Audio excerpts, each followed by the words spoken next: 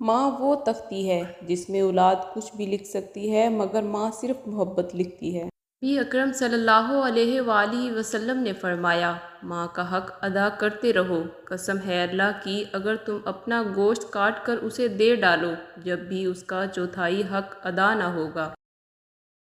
ہوا ہے تجھ سے بچھڑنے کے بعد یہ معلوم کہ تو نہیں تھی، تیرے ساتھ ایک دنیا تھی۔ ماؤں سے بچھڑی بیٹیوں کی باتیں سنو کبھی، وہ اپنی ہر ادا ہر نقش میں ماں کو کھوجتی ہیں۔ میری ماں کی دعاؤں سے پریشان ہے میرا دشمن، وہ جب بھی وار کرتا ہے تو خنجر ٹوٹ جاتا ہے۔ والدین کی جوتیاں سیدھی کرنے سے مقدر بھی سیدھے ہو جاتے ہیں۔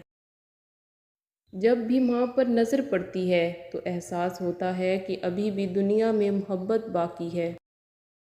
چاہے کتنی ہی سجاوٹ سے مزین ہو، مگر ماں نظر آئے تو گھر اصل میں گھر لگتا ہے۔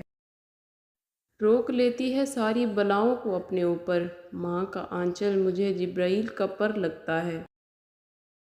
ہمیں جینا نہیں آتا ان کے بغیر، یا الہی ہماری ماؤں کی عمریں دراز کرنا۔